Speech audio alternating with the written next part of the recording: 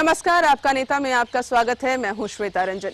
यूं तो जन्मभूमि और कर्मभूमि जुदा हो सकती है, लेकिन कुछ ऐसे भी लोग हैं जिनकी शख्सियत दो देशों की सीमा की खाई भी भर देती है।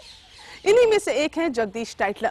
कांग्रेस के झंडा बरदार और संजय गांधी की सरपरस्ती में सियासी जीवन की शुरुआत करने वाले जगदीश टाइटलर आजकल दिल्ली सदर संसदीय क्षेत्र की नुमाइंदगी कर रहे हैं।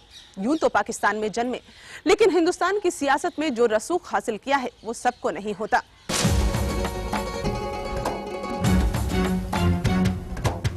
जगदीश टाइटलर तकरीबन एक दशक तक केंद्रीय मंत्री रहे, लेकिन 84 के दंगों की आग में उनका अपना दामन भी झुलस गया।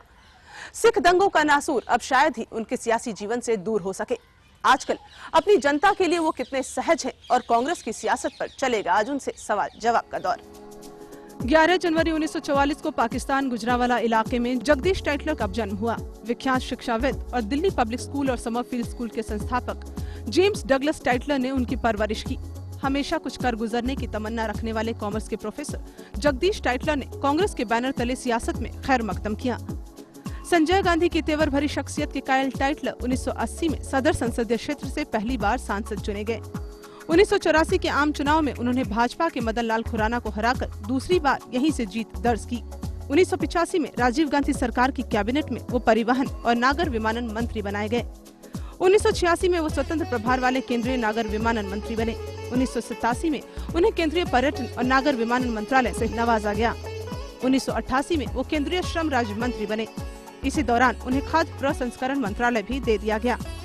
1989 के लोकसभा चुनाव में कद्दावर भाजपा नेता विजय कुमार मल्होत्रा के हाथों टाइटलर को हार मिली। हालांकि 1991 के चुनाव में टाइटलर ने विजय मल्होत्रा से अपनी हार का बदला चुका लिया। 1991 से 1995 तक टाइटलर स्वतंत्र प्रभार वाले केंद्रीय परिवहन राज्य मंत्री रहे।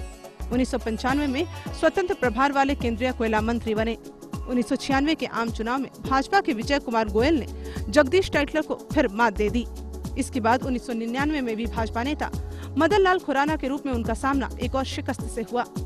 सियासी संन्यास को खत्म करते हुए जगदीश टाइटलर ने 2004 के 14वीं लोकसभा चुनाव में अपने वजूद को साबित किया। भाजपा के विजय गोयल को हराकर वो सदर संसदीय क्षेत्र की चौथी बार नुमाइंदगी कर रहे हैं। इस जीत के बाद कांग्रेस ने उन्हें अप्रवासी भारतीय मंत्रालय सौंप दिया। उनके पूरे सियासी जीवन पर 1984 के दंगों की आंच आई, जिसके चलते नानावती आयोग की रिपोर्ट आने पर अगस्त 2005 को उन्हें अपने मंत्री पद से इस्तीफा देना पड़ा। हमेशा से कुछ नया करने का ताना बाना बुनने वाले जगदीश टाइटलर ने अप्रवासी भारतीय मंत्रालय के रूप में अपनी क्षमताएं साबित की। शादी के नाम पर ठगी करने वालों पर नजर रखने के लिए उन्होंने एक प्रकोष्ठ भी स्थापित किया। विदेश जाकर काम करने वाले भारतीय मजदूरों की बेहतरी के लिए उनकी कोशिशें भी जारी रहीं। कांग्रेस की सियासत में हमेशा रसूख वाले मंत्रालय संभालने वाले टाइटलर के पास नागर विमानन और अप्रवासी भारतीय मंत्रालय लंबे समय तक रहा। वो मानते हैं कि इन सब मंत्रालयों में उनके दौर में जो कुछ बेहतर हो सका है वो सब किया। You have been non-resident Indian Affairs Minister. तो आपने उस दौरान क्या क्या किए कार्य? अरे मेरे तो पूरा रिकॉर्ड, मैं तो न्यू मिनिस्ट्री क्रिएट करी। मेरा तो रिकॉर्ड है कि मैंने फूड प्रोसेसिंग मिनिस्ट्री जो हिंदुस्तान में पहली टाइम थी मैंने क्रिएट करी। मैंने एनआरआईज के अंदर I created a cell. VIP मंत्रालय संभालने वाले टाइटलर ने अप्रवासी भारतीयों के अलावा विदेशों में काम करने वाले मजदूरों का शोषण रोकने की प्रभावशाली कोशिशें की। एक आर्टिकल मैं पढ़ रही थी, उसमें किसी की स्टेटमेंट थी कि टाइटलर साहब ने अप्रवासी भारतीय दिवस के अलावा कुछ भी नहीं किया अपने कार्यकाल के दौरान। गलती बात है, किसी ने जो कहा बहुत गलत है। मैंने smart card for the immigration करा। मैंने created even I went and saw there are about 10 to 15 lakhs workers in the whole of the Gulf region, जहाँ पे लड़कियां हमारी एक्सप्लॉइट होती थी, जहाँ पे हमारे लेबरर्स एक्सप्लॉइट होते थे। मैंने वहाँ के चेंज कराए जाए, शायद उनके शेख से मिलके लॉज चेंज करवाए। अभी हमने रिसेंटली पंजाब विजिट किया था और ये वहाँ की बहुत बड़ी प्रॉब्लम है जो एनआरआई मैरिजेस है। मुझे मालूम है। But then how did you try to deal with that? No, what we did it, I said जो पुरानी बातें हैं उस पे तो मैं इतनी मदद नहीं कर सकता, मगर ये है कि क्रिएटेड सेल की अगर लड़की की शादी करने से पहले 3 चीजें का पता करिए उस आदमी को, जो मैं आपकी मदद कर सकता हूँ। एक, क्या उसका अपने पास अपना घर है, क्या उसके पास नौकरी है, क्या उसने पहली शादी तो नहीं किसी अंग्रेजनी से या किसी और से कर रखी, या बच्चे तो नहीं है पहले। अगर ये 3 चीजों की इंफॉर्मेशन मिले तो 90% आपकी शादियां जो है ना सक्सेसफुल हो सकती हैं। अब जबकि जगदीश टाइटलर अप्रवासी मंत्रालय से दूर हैं, उनका मानना है कि उनके प्रयासों को ऐसे ही आगे बढ़ाया जाएगा। आपने जो सपने संजोए होंगे आने वाले टाइम के लिए, जब आपने मिनिस्ट्री छोड़ी, उसके बाद आपको लगता है कि वो काम हो रहे हैं? देखिए, मुझे तो कभी कमेंट नहीं करना चाहिए। This is not wise of me to comment what's happening, but I think the competent people they would do it. Continuity is a process of anybody's life, and this government doesn't belong to any individual party or individual person. I have come, I have taken vigorously some work. The new minister would also take it. Jagdish Tytler साफ कुछ न कहें, लेकिन वर्तमान परिस्थितियों में वो अपने हाई प्रोफाइल मंत्रालय से दूर रहने की बात अनकहे तौर पर बयां करते हैं। जगदीश टाइटलर सांप्रदायिक सौहार्द को बढ़ावा देने में अग्रणी रहे हैं, लेकिन 1984 के मंजर ने उनकी जिंदगी में भूचाल ला दिया और कांग्रेस के लिए तो ये किसी बवंडर से कम नहीं था। आखिरकार टाइटलर को इस्तीफा देना पड़ा और उनकी शख्सियत पर भी उंगलियां उठी। इंदिरा गांधी की हत्या के बाद 1984 में देश में सिख दंगे भड़क उठे। हर तरफ कत्लेआम की लपटें जल रही थी, जिसमें इंसानियत खाक होती रही। बेटा, पति और भाई बहन खोने की चीखें चारों ओर गूंज रही थी।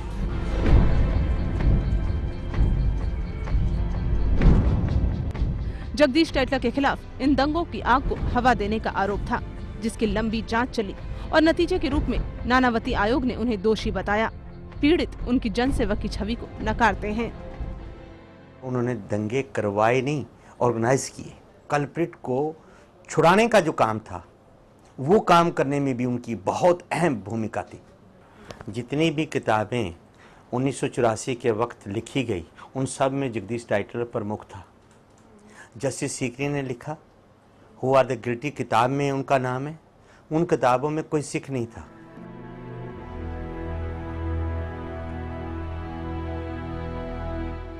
हालांकि जगदीश टाइटलर दावा करते हैं कि उन्होंने इस दौर में सिखों को संरक्षण दिया है। अगर उनका दोष साबित हो जाता है तो वो संसद की सदस्यता से इस्तीफा दे सकते हैं। 1984 राइट्स आपका नाम आया था। What happened in 1984 is the worst thing would anyway. आज 21 साल हो गए हैं। 21 साल किसी ने एप्लीकेशन नहीं मेरे खिलाफ डाली। Can you imagine this? 21 ना wait I am coming to ना, वो तो 21 साल पहले की बात है। किसी ने कमीशन में आके नहीं रिपोर्ट दी, किसी ने आके मेरे से कांस्टेबल ने आके पूछा, बट पॉलिटिकली अटैक करते रहे बाकी लीडरों के साथ। 21 ईयर्स के बाद एक नानावती क्वेश्चन में एक सरदार जी आके खड़े होते हैं।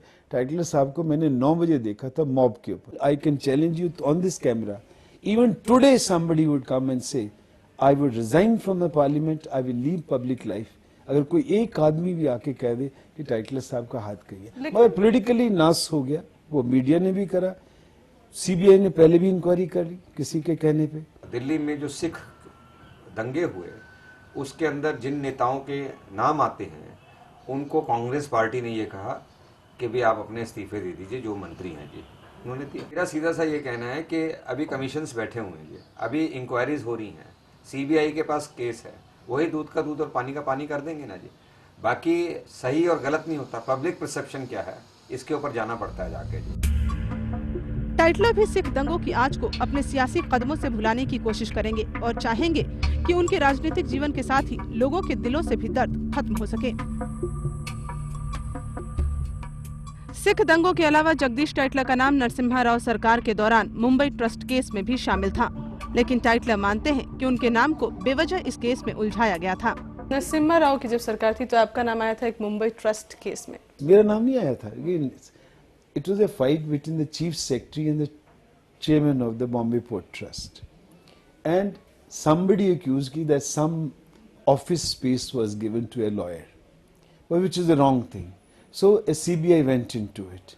Do you know the CBI in the High Court had to apologize and they had to withdraw the case because they made a mistake. Jagdish Tytler पर लोगों को उजाड़ने के भले ही आरोप लगे हों, लेकिन ये भी सच है कि उन्होंने कई लोगों के आशियाने का सपना भी सच किया है। क्या दे पाए हैं बतौर सांसद वो अपने संसदीय क्षेत्र को, जानेंगे हम एक ब्रेक के बाद।